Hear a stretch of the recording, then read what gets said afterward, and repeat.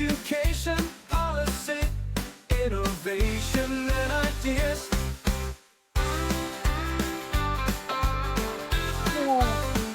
Hello, listeners, and welcome to another episode of Country Music Live and possibly Joining the Dots podcast with Matt and I, and today's extra special guest, not Nick Ponsford, as we were hoping to book, but instead Dr. Nicole Ponsford, no less, has graced the platform to share her insights and wisdom with us this morning. That's a really formal introduction. Good morning, Nick. Lovely to see you.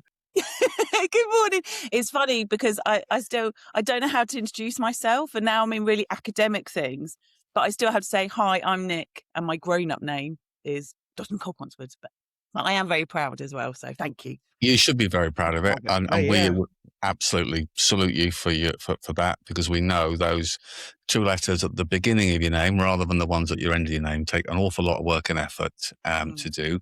And also, as we'll come on to, the topic and the things you're interested in, that's actually got impactful benefit to lots of other folks. So lovely to have you here. For those folks that don't know you, you're into all things. I'm going to just say, equality is the heart of whenever we're talking about you, whether it's how equality is used from the data we've got or haven't got, how we interact, how we make sure that we capture the voice of the right people and adapt, and then how we bring together all those lovely folks, your circle of friends and EDI collective, as you refer to it, along with all the other bits and pieces. So, given that Matt has done a whole list of questions he'd like to ask you, and on that basis, we're going to be here till Christmas 2027, we're going to have to fine tune down to some of the key bits that we want to try and unpick and share with you. So, data. Nick, you've been doing a whole heap of research, your doctorates around it, looking at that, what is referred to as kaleidoscopic data, seeing what schools are actually missing. Tell us what your perspective is or summary is when it comes to the data we're capturing versus what we're actually using for the right reasons. I do have sort of an elevator pitch because then I tend to fall down all the rabbit holes of it. But I think the data we've got in our schools at the moment tell us what has happened. It doesn't tell us why it's happened. And I wanted to flow a little bit further upstream. So with my doctorate, where I was starting to map out how we look at inclusion and we look at data for inclusion, I challenge the notions that attendance, attainment and behaviour tell us all we need to know about our young people. And suppose the question I've kind of been trying to work out is, how can leaders listen to the people in their buildings? And so that's kind of a starting point of it all. That's a short version. That is a short version, but I think the bit that kind of follows on from that is, we used to have data, and we had data puddles, data lakes, data oceans as we share and collaborate the data.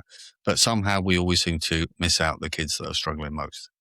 We miss out, like all things, it's are we asking the right questions off that data? That's exactly it.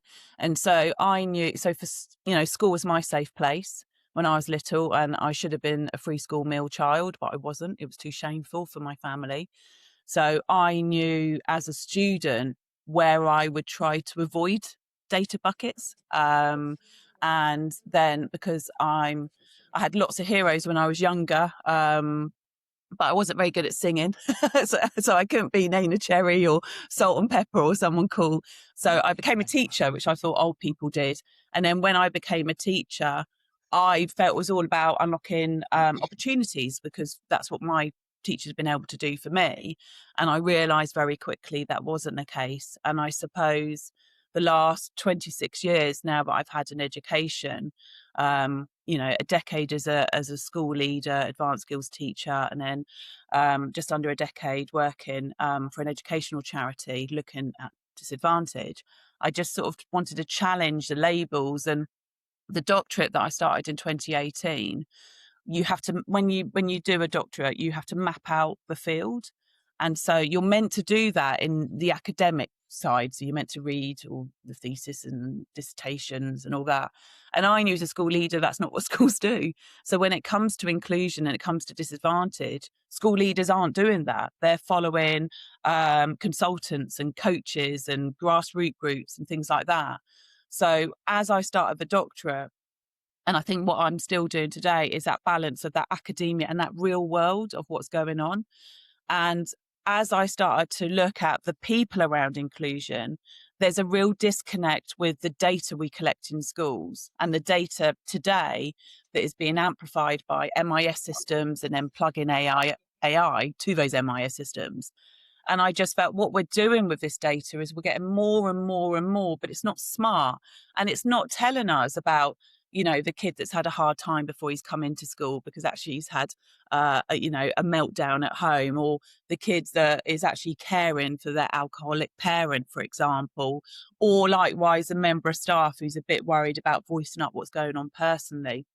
And so these kind of questions of like, how can we look at this? How can we measure these things that create safe spaces, that create reliable data in our schools in a meaningful way, that we get a kind of a report and support model for school leaders that need it? And I do this because I still feel like I am one. And that was kind of the discovery that I've been doing over 6 years. So it started with mapping it out and speaking to those in inclusion. And I suppose that's a big body of work of looking at the extremities of protected characteristics, because I kind of hooked it onto the Equality Act. And there's, schools get a whole range of, solutions when it comes to things like anti-racism or SEND, and they could be online or offline, or one person with lived experience, or a tech provider that's done it as a bolt-on. There's like no consistency. So I wanted to kind of explore it and also find like the good ones out there, like the people who want to work together. And so now the GC Circle is the largest collection of inclusion and wellbeing experts out there. And we've just done our directory, so you can have a look on the website.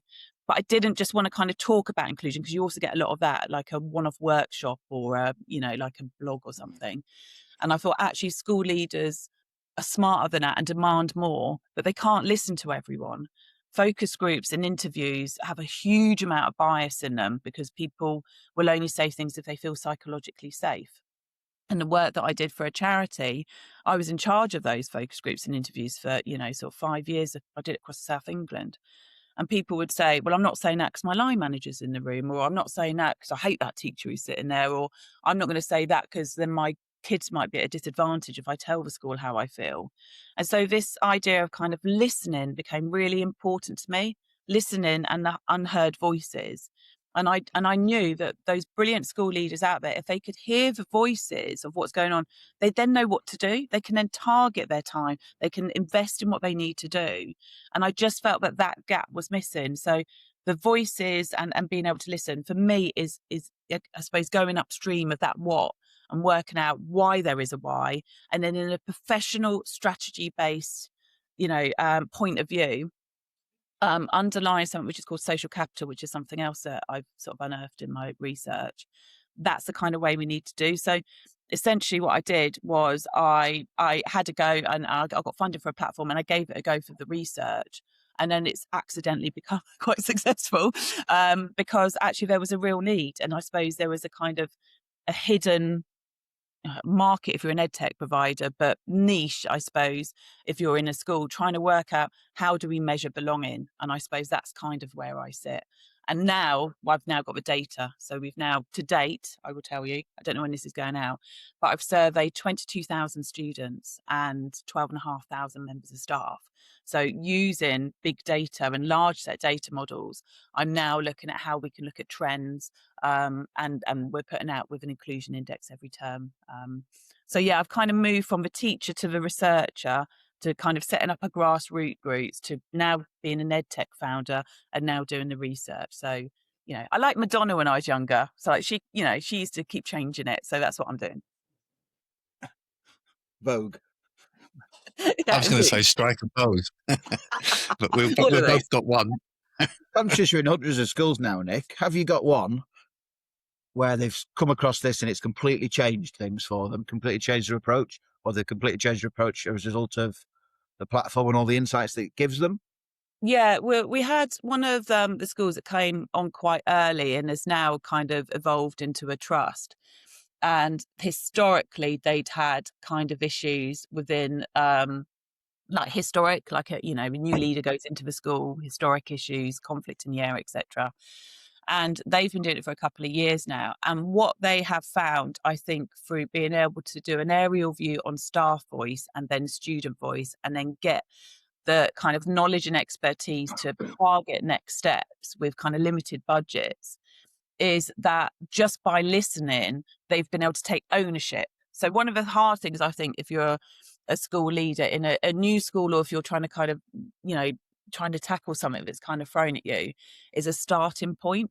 And I think that's what they've liked. And the thing that I really like about them is they've kind of lent into the wider offer of what we do. And that's kind of rippled through. So now, not only, I mean, Ofsted, obviously, they've jumped up because they can evidence what they're doing, but actually word of mouth has got round the parents. And for the school now is oversubscribed. It's never been historically.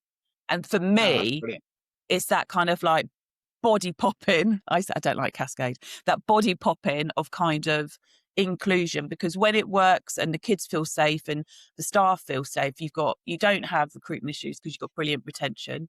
You don't have the same sort of attendance and behaviour and attainment issues because the kids want to come and learn. They feel they've got trust and friendships and connections with members of staff. Leaders know what they're doing. They've got a nice action plan based on evidence.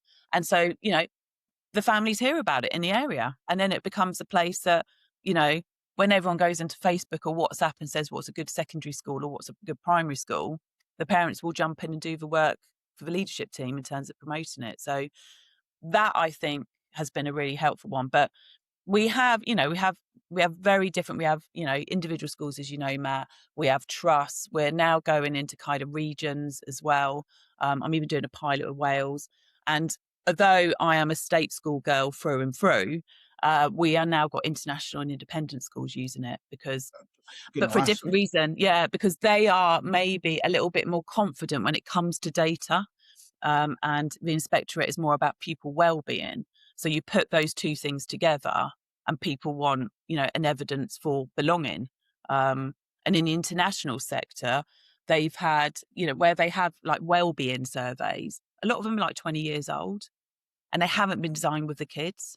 And so obviously the way that I've worked is, working with the schools, working with the academics, working with the circle of experts and bringing it all together. So it's, it's like very modern. It's, very on it. We're asking the kids about the use of assistive technologies and stuff like that. So yeah, I think there is definitely, as we know, a big cry for like, we need to get inclusion right. We need to know what belonging is, what's thriving, what's flourishing. But then it's like, well, how do you measure that? And people go, oh, I don't know.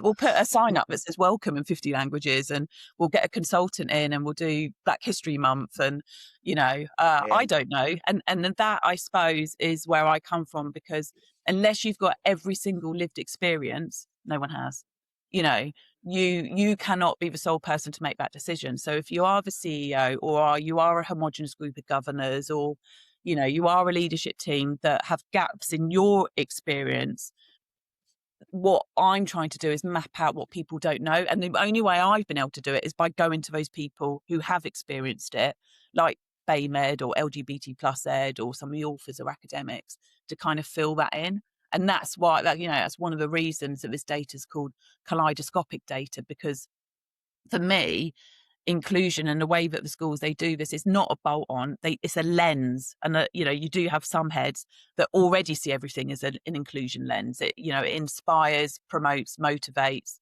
and is a cornerstone for everything they do. And then there's others who don't know where to start, have started something that's gone a bit wrong, and they want to do something, or they realise that Ofsted now have got a lovely big criteria about inclusion and they want to evidence it.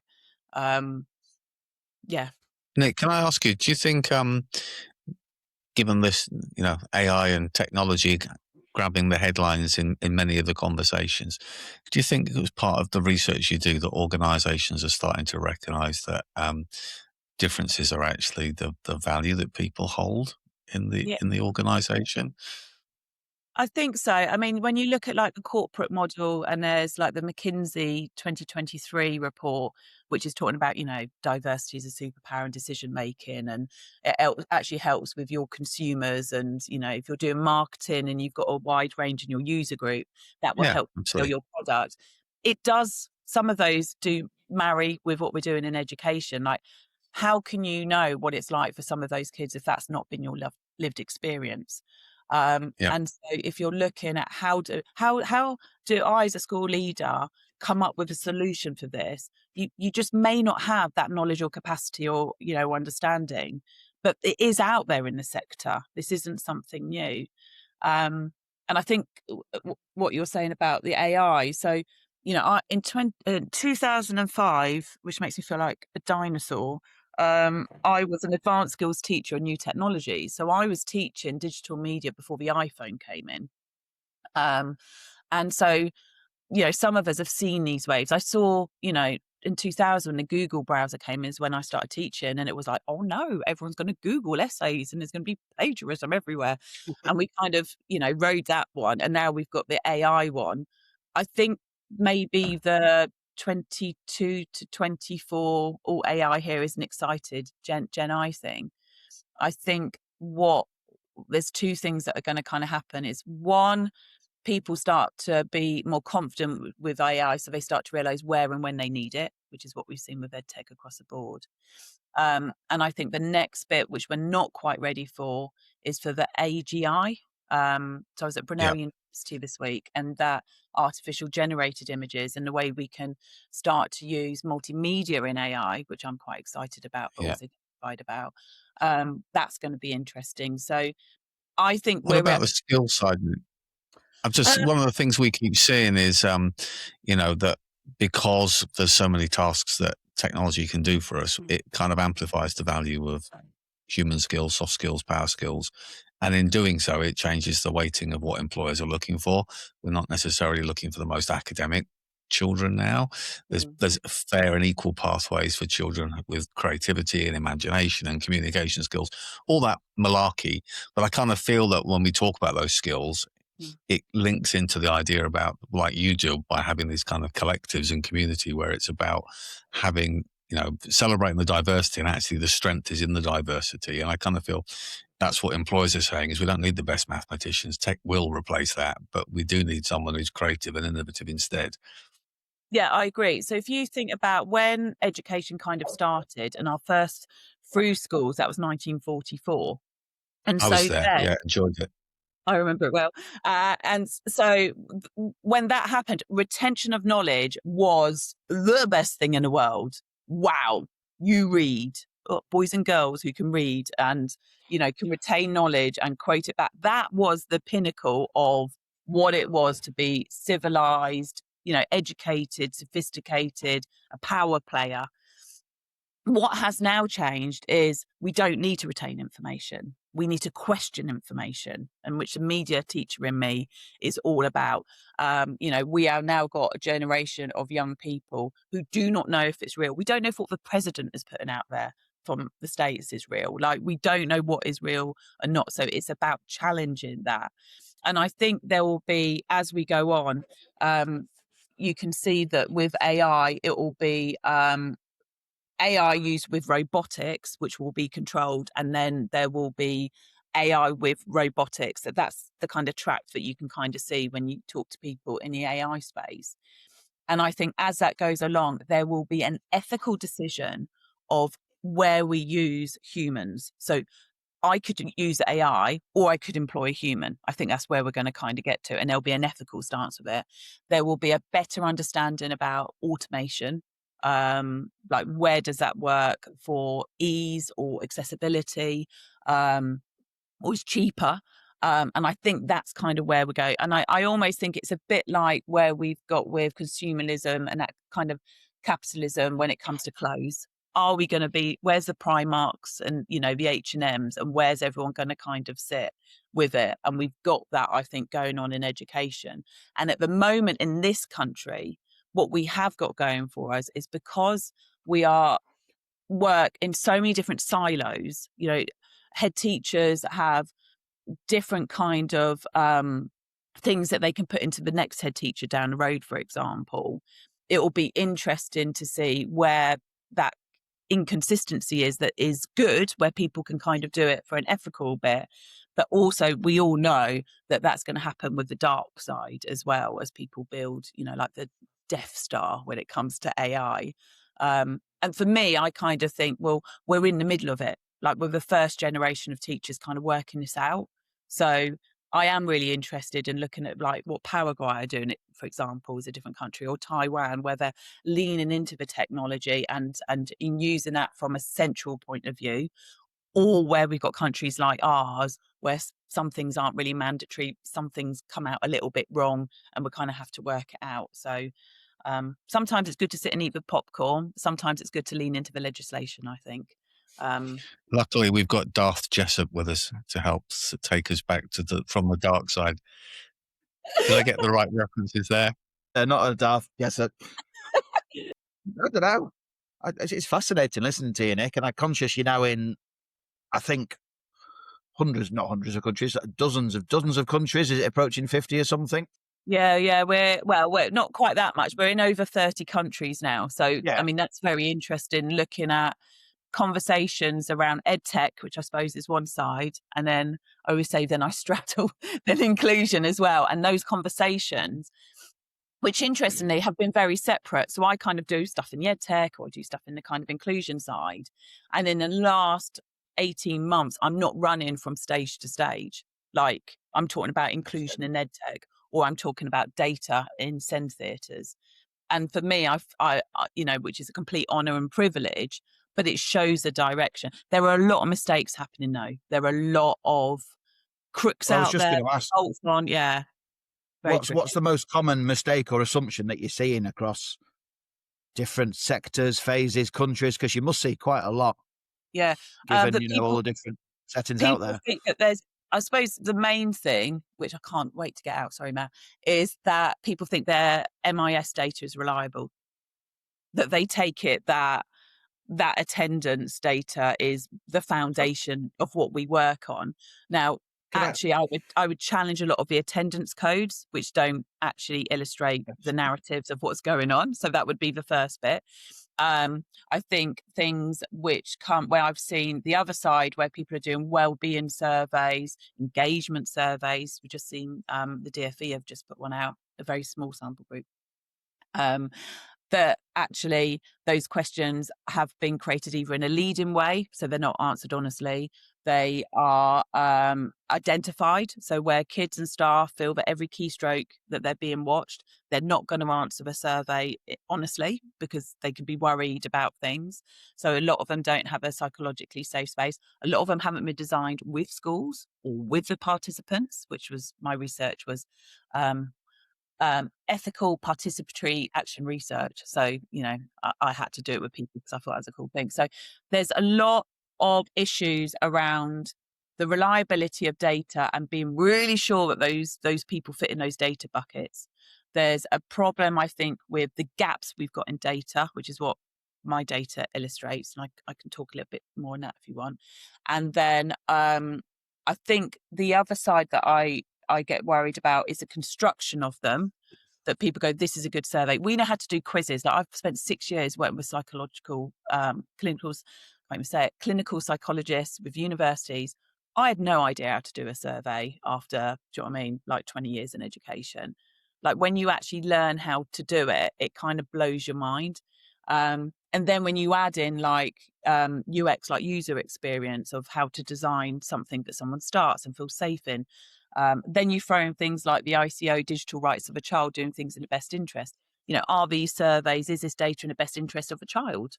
Like, do they have any power in it? If you go to like critical data studies, this data is done to them. The adults identify you are in that bucket. They don't get a voice in that. Your family is this kind of family. This is what you must experience, is this kind of label. And there's not the voice. So the power dynamic is really off. A lot of the data isn't shared with the younger people. So there's once you sort of jump into data and start to think about data literacy, then you start to realize how ill-equipped actually we are in education when it comes to data literacy and data maturity models and things like that. We don't really get taught it. We just get told, here's a spreadsheet or here's a dashboard, read it, understand it. No, I remember Raise Online when that came out and going through training for Raise Online, and Absolutely. as a simpleton, that was far too much for me. Yeah. And I used to, ALPS and ALICE data and all those kinds of things. And which is like secondary stuff. And I just couldn't get my head around it. And through doing the work on inclusion, I've now realised that I've got dyscalculia. So it's no wonder like numbers just don't make sense. So I also, part of the work that I've done is trying to make data more accessible and more understandable if you're not, if you don't think little numbers and cells are cool. So there's a whole part as well about how we as school leaders interpret and interrogate data as well, and where our confidence and where we're at with that. So my assumption has always been, Nick, that as a small school leader, we know the children better. I always have these nagging doubts that I should be using data a lot more. And I've been working with a school in Sunderland with 10 kids where they know the kids very, very well. But it's probably an incorrect assumption to say that the size of the establishment impacts how well they know the children. Would that be correct? Or Well, this goes to something called social capital. So my doctorate, first part was this creation of kaleidoscopic data, which is what we use in the GC platform and where we get our data from. But the underpinning was a methodology which is called social capital. So one of the things that had always really interested me in a school, no matter what size it is, you have all these people coming onto site. They're all kind of there, all like busy bees, and then they all go, and then they all come back again the next day. And part of my concern of doing things as a leader and coaching leaders as well was, you can have a meeting next week, but these kids will be in class now. They're going to be here tomorrow. Like, immediate things need to be happening. What can we do now? So social capital, we've heard of cultural capital, right? So cultural capital, so I do have a bit of a problem because it comes from a privileged lens. Bourdieu came up with something called cultural capital, which is where we can build our understanding around culture and be part of culture by accessing more opportunities. So going to museums or going to the opera or reading, great literature. What he also came up with was something which is called social capital. And if you look at DFE recommendations over the years, which some of us have, spoiler me, they will say more research needs to be done on social capital.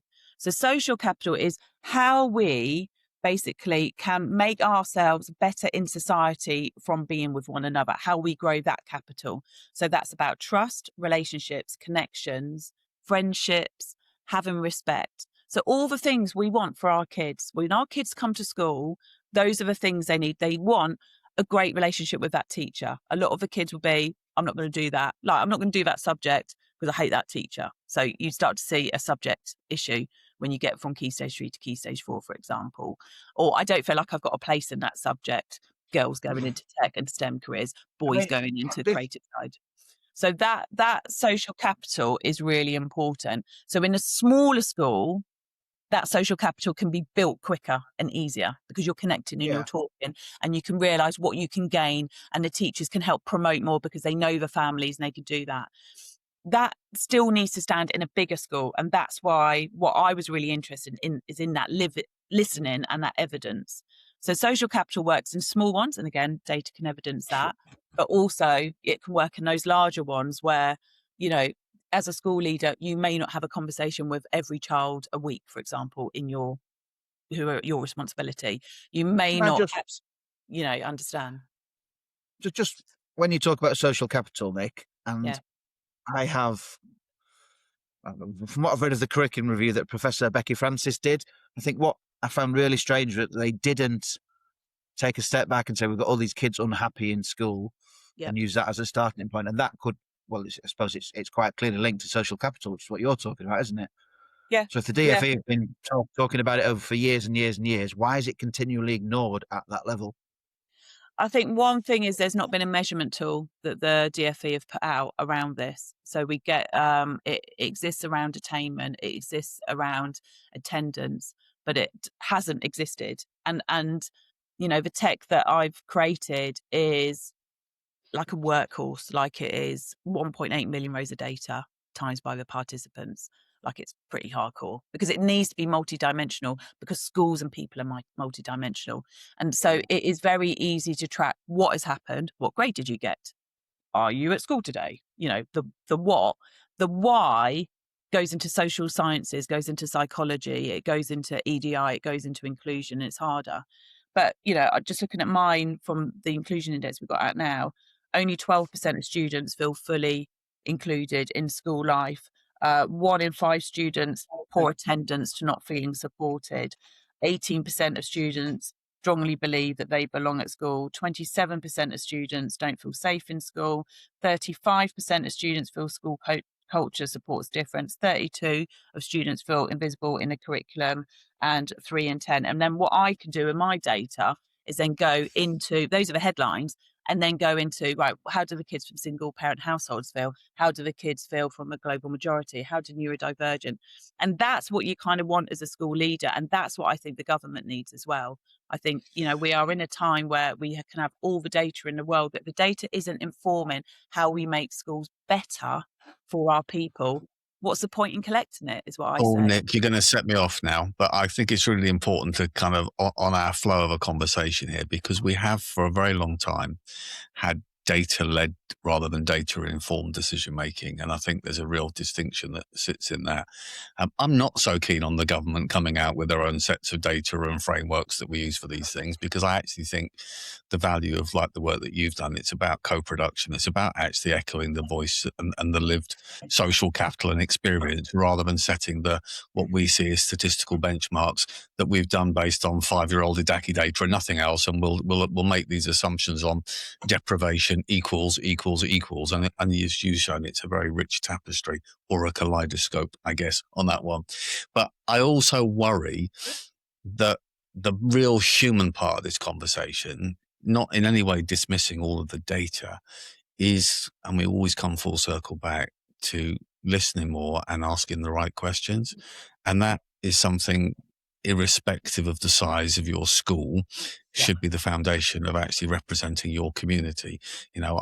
Our trust is small in relative terms. We've got 6 schools, but there is quite distinct nuance that echoes in the corridors and in the classrooms of those schools based on their community. But we kind of feel almost forced to fit them in a box, like on our MIS system, to simplify.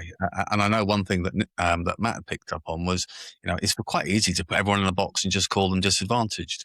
But that's not necessarily a very helpful thing to do, is it?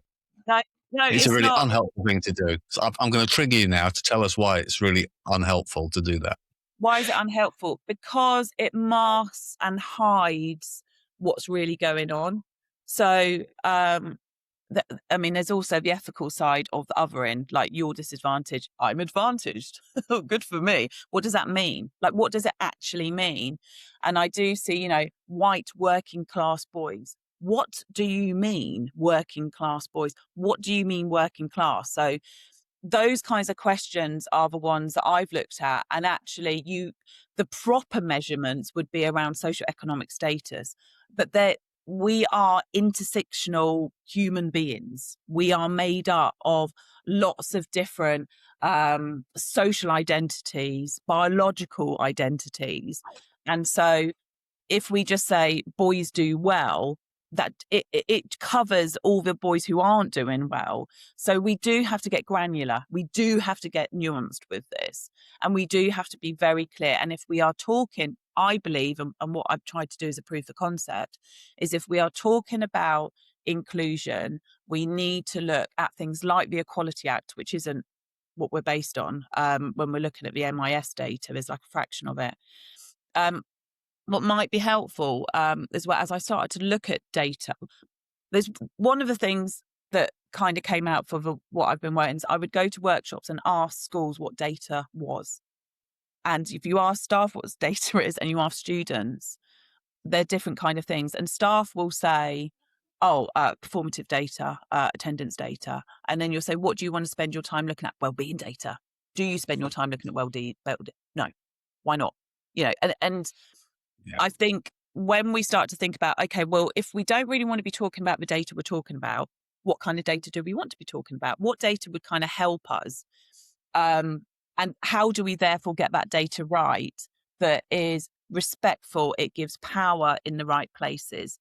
So when you look at the history of data and data for inclusion, as I call it, we do have things like feminist data. which is looking at unpacking the way that data has been created within a patriarchal society. You have queer data, which starts to bring in other people with lived experience. There's something called street data. So street data was came out in the States and is about anti-racist data, basically. And I'd kind of done my thing before I'd heard of any of these, because I'd always been quite an intersectional person. As you both know, I get called out to be like a woman in tech, whereas actually, if I was asked to describe myself, that's probably like my third or fourth demographic that I would say is important to me. And so I knew from my own lived experience of having to hide what was going on at home, of having been challenged when I was in school as a member of staff. I knew there were parts of my identity that I didn't want to share, but if I had shared it, it might have been a bit better. Or if I'd had a great line manager, they were the ones that would have helped me stay at that school or do what I was doing or been the best version of myself. And I knew that when I'd done that for the kids, everyone overshares when they talk to me. It annoys my husband. He's quite good as a researcher though. And people just tell me what their truth is, I suppose. And I wanted a respectful way of having that as a measurement so school leaders can make schools better, because that's what we're there for, I think. And that's what we want to do for the majority. And so I suppose it is the kaleidoscope is about making every shape fit and looking at things through a different lens, and also knowing that those identities change. So, a kid's social home background can change in the career that they have in school, for example. A member of staff can go from, a whole, even just with like menstrual health and pregnancy, and can go through all these different bits, caring for your family as a sandwich carer. Like the way we live changes and fluxes, and we need to be able to see all those different kind of shapes in it, I think. So that's why data sets need to be huge and nuanced to help the people, because that's what the data should be doing. It should be humanizing the people, I think. Definitely more is merrier when it comes to data, but as you've proven, it's having the right data and then it's applying the right questions and the right considerations to it. I'm conscious about our timing here on today's episode. Could listen to you for hours because you're so passionate, but there is a common theme here. Broad church, making sure that we represent all those voices. You've pulled a lot of that together in terms of what you've done with the GEC Circle and your collective of voices and folks that come together.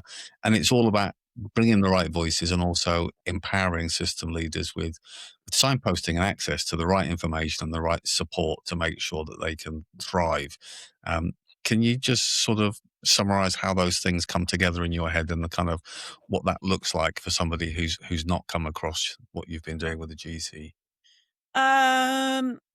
So I think my mission has been around safe schools and helping school leaders be intentional about inclusion, is what I say, intentional inclusion, but also joining the dots, which I know you guys like.